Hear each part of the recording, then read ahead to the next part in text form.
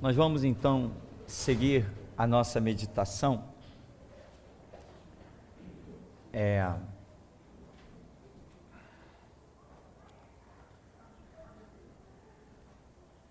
Outra coisa que faz parte do ministério da restauração, do mover de Deus, porque o que acontece? Deixa eu te explicar uma coisa. Tudo que nós fazemos nesta vida requer entendimento. Você parte de um ponto de entendimento para atingir um outro ponto. E é deste ponto que você parte para outro ponto. E o seu crescimento de entendimento, de compreensão, em qualquer coisa que se aprenda, ele é sempre assim. Nas coisas espirituais, também é assim. Quando você entra para a escola, você aprende a uma bolinha mais uma bolinha é igual a 2 bolinhas, né? Daqui a pouco você está fazendo 2 vezes 2, 4. Daqui a pouco 400 dividido por 2, 200. Viu como eu sei matemática, irmão? Sou bom nesse negócio. Estou formado. Ou seja, você começa aprendendo uma coisa e daquele aprendizado você é levado a aprender outra. Existe outro caminho ou só existe este? Irmão, se existe outro caminho, eu não conheço. Para mim só existe este, né? Um camarada vai ser mecânico. Tá, tu quer ser mecânico? Então vamos desmontar esse motor aqui. Vamos desmontar motor nada. Para ser mecânico, tu tem que começar a entender que o pneu gira. Tudo é de um ponto para se chegar a outro. É assim. Quer ser eletricista? Primeiro você tem que saber identificar um fio, o outro. Tudo é de um ponto para o outro. E a Bíblia mostra que quando Jesus estava com seus discípulos, em que eles disseram: Tu és o Cristo, o Filho do Deus vivo. Um dos evangelistas, quando nós falamos evangelistas, nós estamos nos referindo a Mateus, Marcos, Lucas ou João, um destes escreve que a partir do momento que os seus discípulos teriam dito: Tu és o Cristo, o Filho do Deus vivo, aí diz, um desses evangelistas escreve dizendo o seguinte: Então Jesus passou a ensinar-lhes sobre a sua morte que se daria em Jerusalém. Dá o claro entendimento que primeiro eles precisavam entender que Jesus era o Cristo, para depois eles entenderem da morte desse Cristo. Se Jesus chegasse para eles e dissessem: Estou eu aqui, eu vim para morrer em Jerusalém, esse cara é um maluco, esse cara é um louco. Quem vai seguir um louco desse? Não. Agora, a partir do momento que os ensinamentos os levaram a conhecer e entender que ele era o Cristo, agora ele pode dizer: Vou morrer em Jerusalém. E você pode ver que teve impacto. Pedro não queria aceitar isso de jeito nenhum. Ou seja, os ensinamentos, eles são assim, progressivos, não são instantâneos. Ensinamento é um negócio acumulativo. Se você negligenciar um ponto, talvez você não entenda mais nada na sua vida, porque aquele ponto é um degrau necessário para que você alcance outros degraus. Imagina uma escada, você sobe degrau após degrau, mas se você vai numa escada em que esteja faltando um degrau, para você passar, vamos dizer, do degrau 1 para o 3, o seu esforço não tem que ser muito maior? E tem gente que diz assim: eu não consigo não. Se você tiver que passar do degrau 1 para o 4, se tiver faltando 2 degraus, as coisas não vão complicando? É assim a nossa caminhada espiritual. Você não pode deixar escapar nenhuma lição. Estava conversando ainda há pouco lá no intervalo, surgiu um assunto sobre o sábado. O irmão estava contando uma experiência. Nós temos um estudo na internet intitulado Adventismo Nunca Mais. Quem lê aquele estudo ali, meu irmão, tem plena consciência de que sábado nem pensar, e ainda se torna habilitado mais do que o suficiente para provar qualquer um sobre a razão da sua fé. Como Paulo escreve, estejamos prontos a responder a qualquer que queira saber a razão da vossa fé. Por que você não jejua? Está lá o estudo, o fim do jejum. Por que você não celebra a Santa Ceia? Está lá o estudo, Jesus Cristo celebrou a Páscoa. E a prova de que nós estamos certos é que temos visto uma glória que ninguém mais viu. Temos contemplado uma glória que ninguém está contemplando. Temos recebido a direção que ninguém está recebendo. Temos visto Deus como ninguém no planeta esteja vendo. Presta atenção no que eu vou te dizer. O que você tem sentido e contemplado de Deus aqui dentro dessas paredes e no contato com esse ministério, ninguém no mundo está experimentando. Ninguém sobre o globo terrestre está tendo as experiências espirituais que você, ligado à voz da restauração, está tendo. Isso prova, sabe o quê? Que nós estamos no caminho certo. Isso prova, sabe o quê? Que realmente temos entendido da Bíblia. Prova, sabe o quê? Que realmente o Espírito Santo nos tem revelado coisas gloriosas. E nós temos pagado o preço para assumir e assimilar essas coisas. Porque muitas pessoas recebem a revelação de Deus, mas não têm coragem de se manter nelas. Porque se manter numa revelação de Deus requer preço. E nem todos têm essa coragem.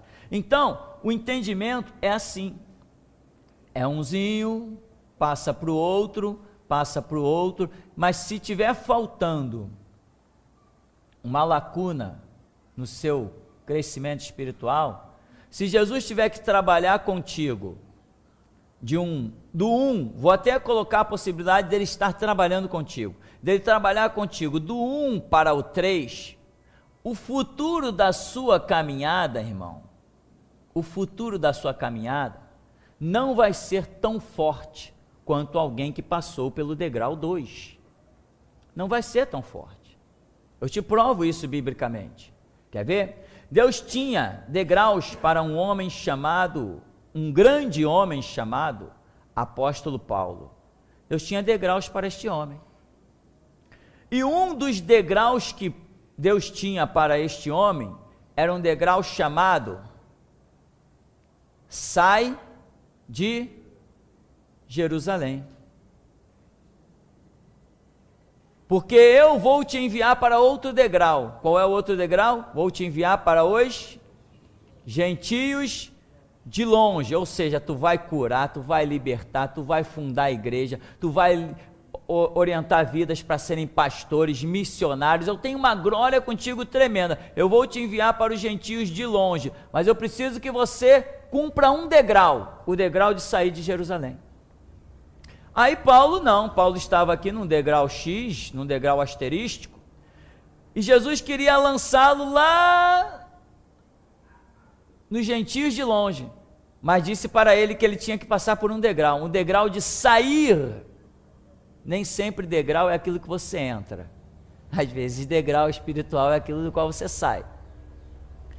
Tinha que sair de Jerusalém. Aí Saulo diz assim: eu não saio desse degrau de jeito nenhum.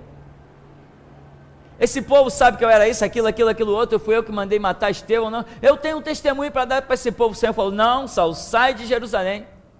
Ele não saiu, ele permaneceu no degrau da rebeldia, ele não cumpriu aquele degrau do projeto de Deus, que era de ele não permanecer em Jerusalém. Aí o Senhor vem, depois que ele é preso, está na cadeia, o Senhor vem e diz assim: ó Saulo, como você testemunha de mim aí, convém que você vá a Roma. Ou seja, Saulo, você não cumpriu o degrau de sair de Jerusalém, então agora eu tenho outro degrau com você, um degrau que se chama Roma. Eu te pergunto, esse degrauzinho que nós conhecemos da história de Paulo, chamado Roma, ele se compara ao degrau chamado gentios de longe? Mas, irmão, não tem nem o que comparar. Não tem nem o que comparar. Nem o que comparar. Nós não temos registro exato de quanto tempo Paulo ficou preso em Roma. E algumas pessoas lá visitá-lo, tá? Ele pregava o evangelho ali. Mas você tem ideia do que é um homem livre, correndo o mundo afora, com o ministério que Paulo tinha, o ministério de fundar a igreja? Paulo não era pastor. Paulo não era pastor. Paulo não tinha o ministério pastoral. Paulo não tinha o chamado para parar de frente de um povo. Paulo chegava, implantava a doutrina, levantava obreiros, fundava a igreja e pé na estrada. Esse era o ministério de Paulo. Ele não podia ficar parado na frente de uma igreja. Se ele fizesse isso, ele cairia rapidamente, ele se afundaria, porque esse não era o chamado de Deus com ele. O tempo todo a gente vê que o Espírito Santo diz, Paulo diz assim, o Espírito Santo me impeliu a ir a tal lugar, o Espírito Santo me disse para ir a tal lugar, o Espírito Santo me levou não sei aonde, eu recebi carta de não sei aonde, tive que ir, não sei. Esse era o ministério de Paulo. Pular de um canto para o outro fazendo a obra, libertando, curando, mostrando o poder do nome de Jesus, fundando igreja e deixando obreiros lá. Esse era o ministério de Paulo. Então, irmão, são degraus assim que quando faltam à nossa vida, a obra pode até continuar, mas não continua mais na mesma força. O projeto de Deus com a minha vida hoje, isso já se cumpriu um pouquinho, mas vai se cumprir muito mais, é que eu dê testemunho diante daqueles que se consideram os mais poderosos do planeta.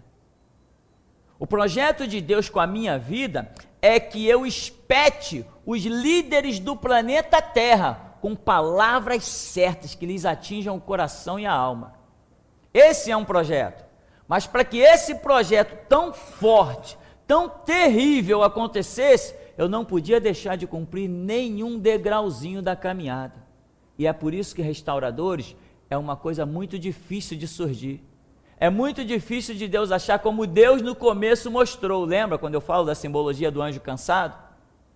Naquela experiência? Pois bem, é difícil de se encontrar um restaurador. Por quê? Porque um restaurador é aquele homem que não pode ter deixado nenhum degrau para trás. A cabeça dele tem que vir completa. Não pode faltar nele nenhuma experiência. E tem pessoas que fracassam na caminhada. Pulam degraus, deixam de cumprir degraus, não assimilam certos ensinamentos. Aí lá na frente certos projetos não podem ser cumpridos. Deus pode cumprir uns, mas não pode cumprir outros. Então Deus empurra a pessoa por uma nova estrada e a antiga estrada da vida daquela pessoa fica abandonada. Deus pode levantar outro, mas aquela pessoa não levanta mais. Até mesmo por misericórdia, porque sabe que a falta daquele degrau pode destruir aquela pessoa se ela permanecer na mesma direção ministerial. Vocês estão entendendo o que eu estou falando? Que bom.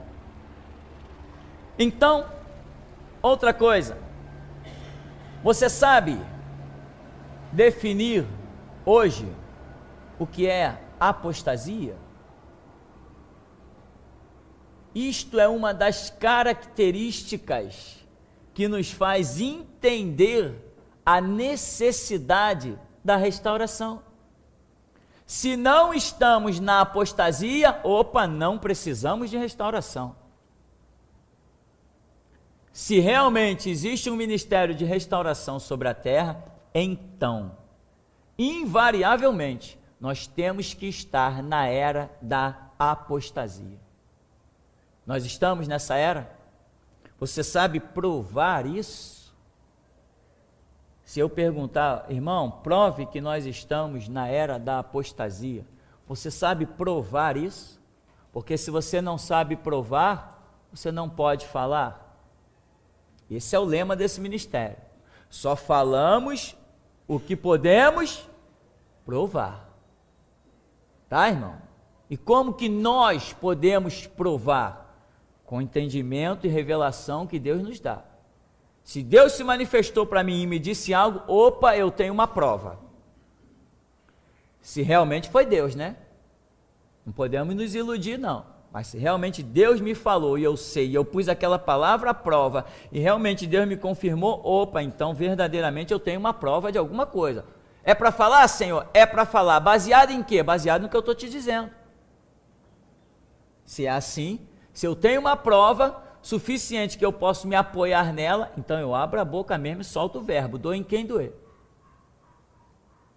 Lá na delegacia, o delegado e outros palhaços mais tinham os seus argumentos.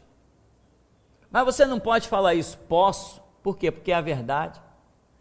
E as pessoas pensam que, não, mas cada um tem a sua verdade. Pois é, eu tenho a minha. Cada um tem a sua verdade, eu tenho a minha. Agora, quem vai me julgar são homens? Não, é Deus. Então, se eu tenho uma prova que vem do alto para falar alguma coisa, Deus me garante. Mas se eu não tiver essa prova no meu entendimento, na minha concepção, e abro a boca sem convicção do que estou falando, eu só vou me afundar. Porque não adianta eu falar alguma coisa e não puder provar. Então, eu posso provar hoje. Se eu hoje posso provar o que é apostasia e por que estamos no tempo da apostasia, então eu posso dizer que eu tenho os pés dentro da restauração. Se eu não sei que hoje estamos no tempo da apostasia, não consigo provar isso, eu não consigo parar ali um crente no meio do caminho, numa esquina, e dizer assim, irmão, vem cá, eu vou te dizer por que nós estamos no tempo da apostasia. Apostasia é isso, isso, isso. Nós estamos na apostasia, sabe por quê? Porque olha o que estão fazendo, ó. Estão distribuindo pão ungido. Jesus fez isso? Não. Então isso é apostasia. Estão distribuindo a rosa ungida. Estão dizendo culto da busca do Espírito Santo. Isso é bíblico? Aonde que a Bíblia diz que nós temos que ter um culto da busca do Espírito Santo? Como que a Bíblia fala que um homem recebe o Espírito Santo? Então, quando você pode pegar a doutrina que existe no mundo e mostrar que ela está errada, quando você pode pegar líderes evangélicos que na verdade nada mais são do que ladrões, mercenários, roubando do bolso das pessoas diplomaticamente, quando você pode provar essas coisas, aí sim você pode dizer, não, nós estamos na apostasia. Aí a sua palavra vai ter peso, vai ter a unção, vai ter a graça do Espírito Santo, vai surtir efeito. Mas se você não sabe dessas coisas, você tem que procurar entendê-las rápido, para você não ficar para trás. Porque o entendimento, o ensinamento, ele é progressivo, e Deus só vai contar com quem Ele pode contar. Deus não vai contar comigo porque eu estou dentro da igreja. Deus não vai contar comigo porque eu tenho uma Bíblia na mão. Deus não vai contar comigo porque eu digo, Jesus, Tu és bom, maravilhoso. Deus não vai contar comigo porque eu tenho um ritual de oração todos os dias. Deus só conta com alguém que tem entendimento, irmão. Alguém que compreende as coisas. Compreensão é acima de qualquer ritual. E se você sabe que estamos na apostasia, então você tem como identificar o que é restauração? Quando você vai para a história de Israel, você identifica um restaurador? Você consegue identificar o que Israel tem a ver com a igreja? Irmãos, são essas coisas que nós estamos falando hoje neste seminário, é isto que caracteriza alguém que faça parte do mover do Espírito Santo, chamado dispensação de restauração. Se eu conheço a história de Israel, em tantas pregações, em tantos estudos, na própria leitura bíblica, se eu conheço a história de Israel, então eu conheço a história da igreja. Eu conheço a história de Israel, então eu conheço o princípio, o meio e o fim da história da igreja. É tudo igualzinho. Mudam os personagens, mas a história é a mesma.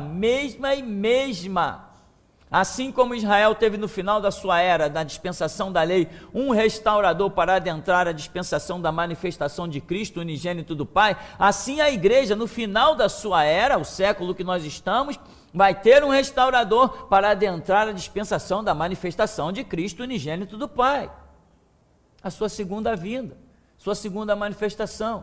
Agora, eu sei isso, eu entendo isso, Eu negligenciei isso. Eu estou vindo à igreja todos os dias de culto, mas eu não estou sendo um sábio. Eu não estou tendo entendimento. Irmão, restauração não é uma igreja do passado. Você pode estar hoje na igreja e amanhã você tentar chegar aqui e não conseguir chegar nesse lugar. Porque aqui é um centro de seleção. E quando é um centro de seleção de Deus, chega uma hora que Deus diz assim, você está fora. E você tenta e não vem mais. E se conseguir chegar, o seu entendimento está bloqueado, você não vai mais a parte nenhuma. Quem abençoa, quem dá entendimento, quem dá força, quem dá compreensão, quem dá revelação, é Deus. Se Ele te cortar, já era, não adianta você estar de corpo presente. Nós não estamos brincando de evangelho, meu irmão, eu não estou pedindo seu dinheiro. Eu não estou pedindo teu dinheiro. Se não existir dízimo e oferta nessa igreja, eu tenho certeza que eu vou sentar e vou comer da mesma maneira. Porque Deus, quando me chamou, foi isso que Ele disse. Vai fazer a minha obra, vai fundar a minha igreja, porque eu te sustentarei. Quando Ele disse, vai fazer a minha obra, vai fundar a minha igreja, porque eu te sustentarei, Ele não disse, eu te sustentarei com dízimos e ofertas. Ele disse, eu te sustentarei. Eu não preciso de dízimo nem de oferta. Eu preciso de Deus, fazer a obra de Deus. Então não estou preocupado com o seu dinheiro, com o seu dízimo, com a sua oferta. A obra que nós temos construído, meu irmão, não é só com dinheiro daqui. Ao longo desse ministério, nós já recebemos 150 mil reais de oferta, de onde eu não sei de onde veio. Nós fundamos o ministério em 1999. Só fomos ter uma conta anos para frente. Desde que nós abrimos essa conta, deve ter uns 7 anos para trás, eu não tenho muita ideia, chutando, nós recebemos de oferta, nessa conta, 150 mil reais, até hoje eu não sei quem deu essa oferta, não veio tudo de uma vez, veio em etapas, 20 mil, 40 mil, 50 mil, e deu 150 mil reais, e eu não sei nem quem ofertou isto. Deus disse que me sustentaria. E com esse dinheiro, nós temos realizado toda essa obra. Com o seu dinheiro? Também com o seu dinheiro, com as suas orações, sim. Mas não só com as suas orações e não só com o seu dinheiro. Deus tem achado obreiros no mundo inteiro. Então eu não estou preocupado com dinheiro. A minha luta não é para no final do culto eu abrir aquela caixinha lá e contar dinheiro. Eu não estou preocupado com isso, porque não é esse dinheiro que vai fazer a igreja de Cristo e o projeto de Deus sobreviver. Eu luto por um projeto de Deus, eu não luto por dinheiro. Eu luto por um mover que eu conheço, o Deus cuja voz eu conheço, cujo resplendor eu conheço, cujos céus lá de cima, acima do terceiro céu, eu conheço. Então não estou preocupado com dinheiro, eu não estou preocupado com coisas naturais, coisas carnais, tanto não estou que se eu tivesse um botãozinho nessa mesa, a humanidade já era, eu acabava com ela. Eu tenho aversão à humanidade. Eu estou lutando para que a sua vida seja útil para a glória de Deus, aqui e agora, não é lá, não é agora. Mas para isso, meu irmão, você tem que aprender a ouvir. Estude, né? Seu filho você põe lá, estuda medicina, estuda música, estuda matemática, estuda português, faz cursos, faz concursos, e a Bíblia? Já estudou hoje? Já fez o trabalho de casa? Já, mas você nunca pergunta, já estudou a Bíblia hoje? Ah, pai, a Bíblia é muito chato de ler, é cansativo, é mesmo? Então vai sentar lá e vai ler até descobrir o contrário disso.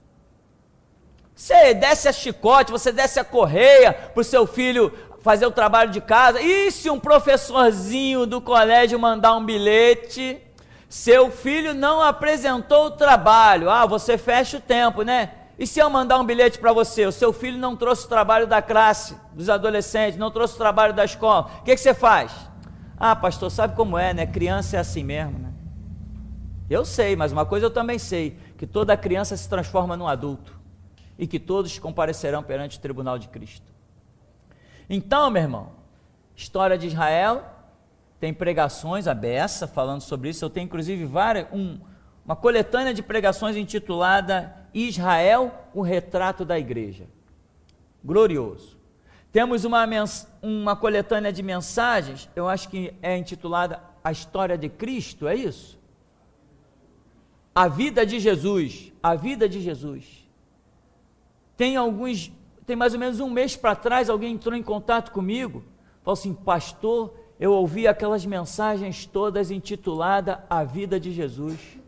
Aquilo ali me deu um novo entendimento da Bíblia, eu virei uma nova criatura. Falei, é mesmo? Que benção, irmão, amém. Então, meu irmão, enquanto pessoas lá longe estão comendo, se alimentando, e um dia sabe-se lá o que serão das suas vidas, quem sabe se Deus não vai trazer para cá, para realizar alguma coisa, aqui mais de perto. Enquanto uns longe estão aproveitando, outros perto não estão levando tão a sério. Leve a sério. Leve a sério. Então, Israel é o retrato que revela a própria igreja. Deus é o mesmo, ontem, hoje, será eternamente. Deus é o Deus de Israel, Deus é o Deus da igreja. Há um projeto de Deus com Israel, que fracassou, há um projeto de Deus com a igreja, que fracassou. Deus levantou para Israel um restaurador, João Batista, Deus levantou para a igreja um restaurador, Tupirani. E se alguém tem dúvida, é só ouvir as mensagens. Me apresenta outro cara que prega o que eu prego. Me apresenta outro cara que desafia como eu desafio. Me apresenta outro cara que não tem medo de autoridade, cadeia e algema como eu. Eu sou o último restaurador da era da igreja.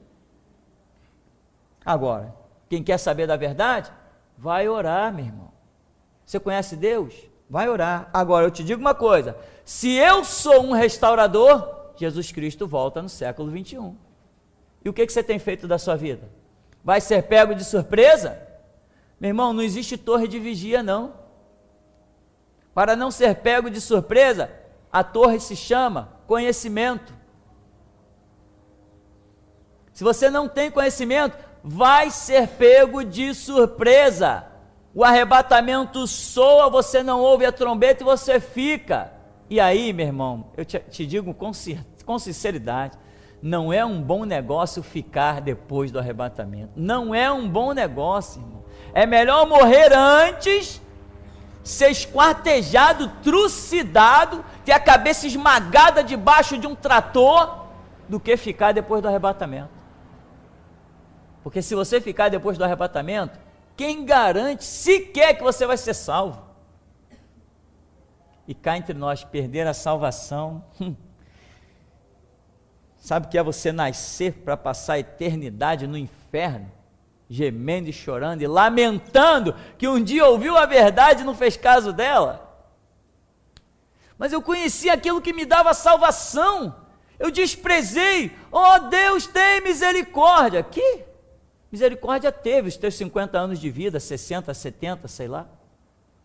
Já era, o juízo é sem misericórdia. Então, irmão, quem é João Batista para você? O que ele representa? Você já estudou? Nós temos uma pasta de mensagens na internet intitulada Restauração.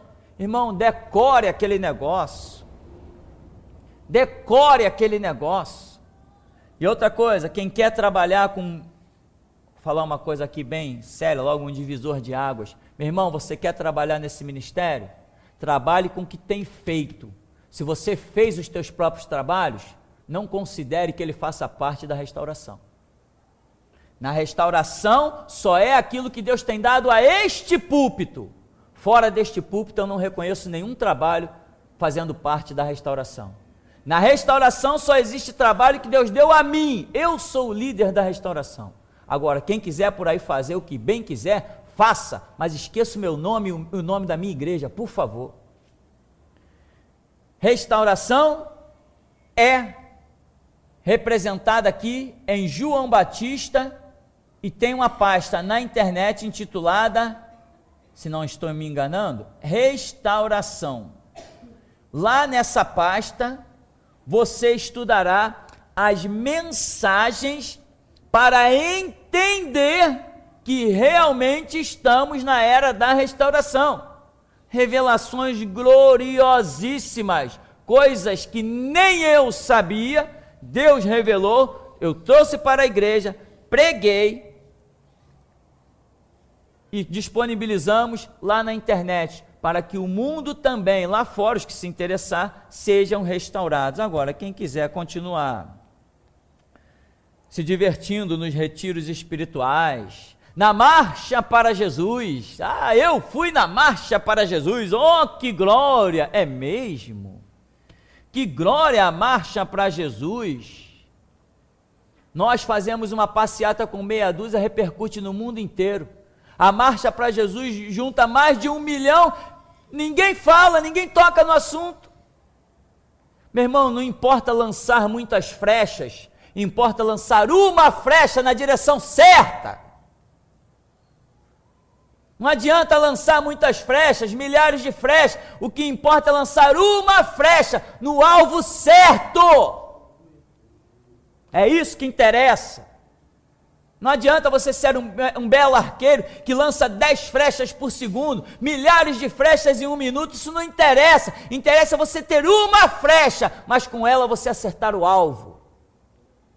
Isto é restauração. Não existe trabalhos aqui sem que Deus não tenha falado. Não existe nada que se faça nesse ministério que Deus não tenha mostrado. Eu não faço. Se Deus não mostrar, a gente vai ficar aqui cantando e orando a vida toda, mas não vamos nos mover. Porque o meu Senhor disse: vinde após mim e eu te farei pescadores de homens. Eu não posso sair na frente dele. O projeto para a igreja, os trabalhos da igreja não é o que eu penso, não é o que eu faço, é o que ele me manda fazer. E quando ele diz, vai e profetiza contra o altar, e diz, altar, altar, eu vou e profetizo, o resultado é com ele. Agora, tem muita gente querendo exaltar o seu nome por aí, e não vai dar em nada, meu irmão. Dobra os joelhos, pergunta a Deus e vai ver que não vai dar em nada. Restauração é um ministério cujos trabalhos são feitos por mim, pastor Tupirani. Se não tem a minha assinatura, não tem restauração. Tem gente de longe, o Rômulo de Santa Catarina, que faz trabalhos, monta projetos e diz, aí pastor, estou mandando para você, vê pastor, se muda alguma coisa, se tu aprova, se o senhor não aprova eu não vou fazer, se o senhor aprovar eu vou divulgar. Eu digo assim, tá legal Rômulo, bonito, gostei, aprovado, manda para gente divulgar, lá de Santa Catarina.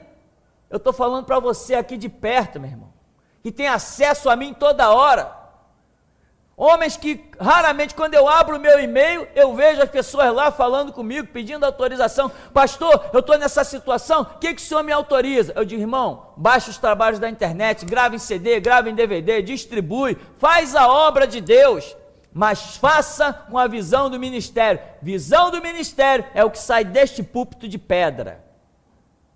Fora deste púlpito, eu não reconheço trabalhos no ministério da restauração. Não reconheço trabalhos cujas quais não tenha a minha assinatura. Agora, muita gente por aí usa o meu nome. É bonito, né? É raro, nome de índio. Muita gente gosta. Mas o meu nome não surte efeito, meu irmão. O que surte efeito é o meu ministério. Então, irmão, está lá a pasta intitulada restauração. Você precisa saber o que é isso. Corre atrás do tempo, porque para muitos o tempo já passou à frente. Mas esta palavra é porque ainda há esperança. Corre atrás do tempo, vai lá atrás do tempo, pega ele, se lança para o estudo, se lança para o entendimento, paga preço. Entendeu, meu irmão? Tem um negócio aí que o diabo deu uma cartada nesses últimos anos, que eu tiro o chapéu para o diabo. Um negócio chamado malhação. Há quanto tempo essa desgraça está no ar? Já tem mais de 10 anos que essa desgraça está no ar. Todas as novelas têm princípio, meio e fim. Princípio, meio e fim. Princípio, meio e fim. Com malhação, o diabo deu uma cartada tão certa que ele não tirou mais do ar.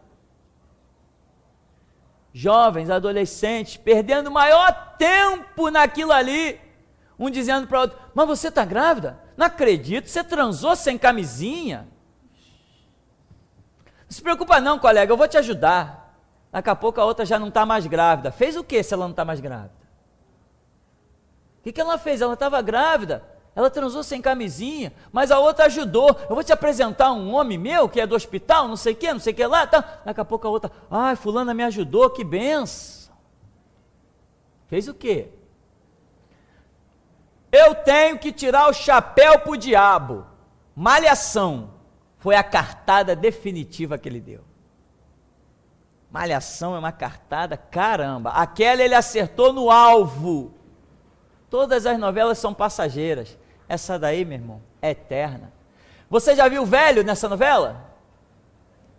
Tem velho lá? Tem alguém com bengala nessa novela? Tem alguém doente? Tem alguém, pobre coitado, na malhação? Que cartada, que cartão postal. Ó, diabo, com a sinceridade, meus parabéns. Então, meu irmão, aproveite o seu tempo, corra atrás dele. Tudo que se faz nesse mundo se necessita de tempo. Por isso que tem uma empresa chamada TIM, Time is Money. Tempo é dinheiro. Tempo é dinheiro, time is money. É isso que significa a empresa. Time is money. Tempo é dinheiro. Cá entre nós, não é? E que dinheiro! Quanto mais tempo tu dá ali no seu orelhãozinho particular, mais dinheiro tu dá para a empresa. Time is money.